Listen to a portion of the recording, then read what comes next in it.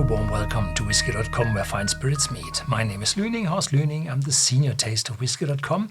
And today we taste the Glenfiddich, a new one, Glenfiddich Perpetual Collection Vat number 3, 15 years of age, strong 50.2% alcohol, and unchill filtered to a price of 84.90 euros here in Central Europe at Whisky.com. Depending where you're living, probably there are a few euros more on that bill due to higher alcohol taxes.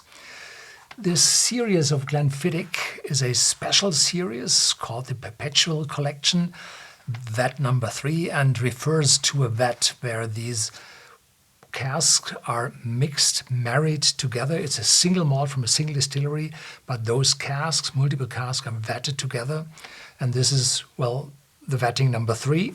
And this is a Solera cask maturation, or not maturation, a Solera cask marrying, meaning that you never empty that vat, but add new casks to it, let it mix together with the residual of the former vattings, so that you get a more or less constant and more complex taste due to this mixing, sequential mixing of batches of casks. I hope you understand that. The Solera procedure comes from Spain, from the sherry casks, where they have big warehouses where they lead sherries from one row of casks to the lower lying next row of casks, and then downwards, mixing them over the years, so that for decades the whiskey is mixed and mixed and mixed and mixed, and the taste is more or less constant with a little shift in it due to the differences, variations over the year. Glenfiddich does not have that excellent reputation in the market, which I think is not right, because they are selling so many bottles of their 12-year-old over the supermarkets, and it's not that expensive. And well, those volumes, I think they are the leading single malt whiskey sellers worldwide. And this volume, people say that can't be very good. But Glenfiddich knows how to work. They build a new still house as a copy to the old one to increase production, to increase capacity. And there are always a few special casks, a few better casks than that average, that big average with those millions and tens of millions of bottles yearly, that they are able to select the better ones.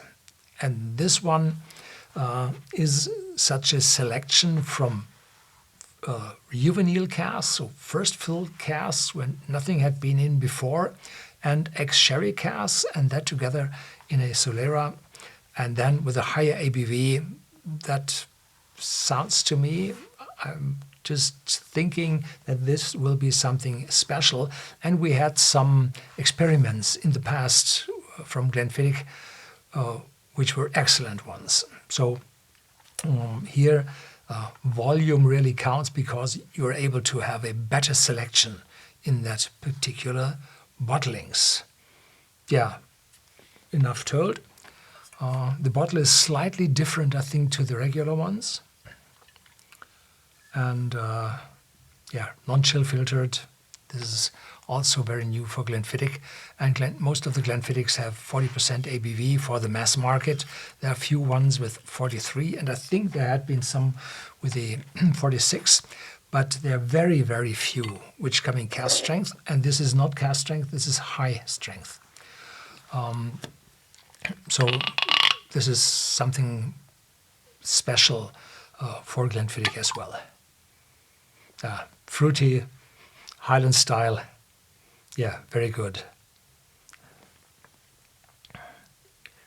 Easy.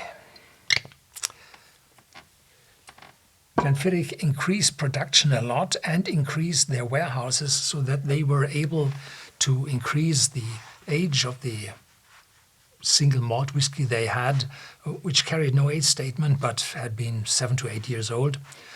was present when they filled casks or emptied casks, filled bottles, and and there I could see that in those former times the cask had been 7 to 8 years old.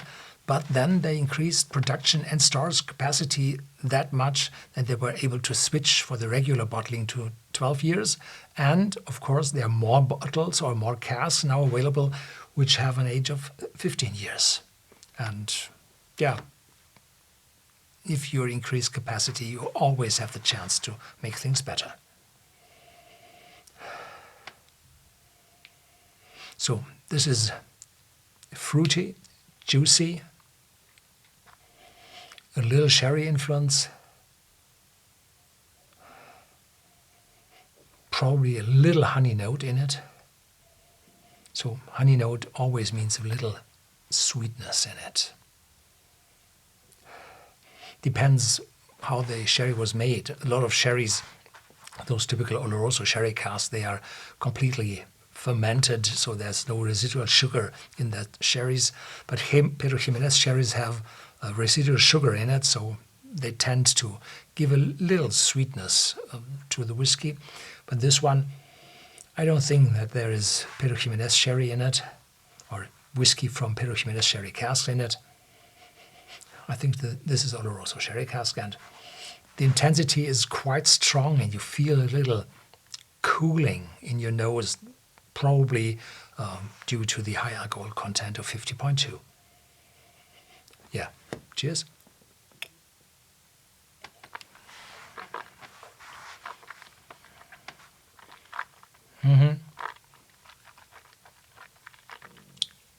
Strong on my tongue. Spiciness coming through from the casks. As it said, there are European oak casks used, and I think those are fresh European oak casks. And this deliver a special spiciness. This is really something different. So you have a spiciness which is not typical for Glenfiddich. Better the contrary. Yeah. The aftertaste, long, and it says officially silky. Probably a little bit on the tongue is silky, but the spiciness of the European oak is really present and builds up in your mouth. In the aftertaste, probably a little bit of marzipan.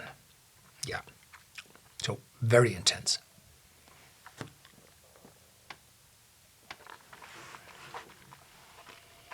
Mm-hmm.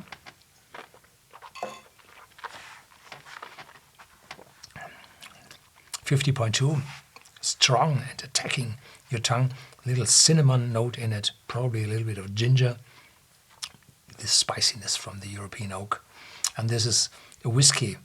Without knowing the distillery, I would never said this is Glenfiddich. Yeah, so you see there's a wide variety distilleries are able to produce whiskey from.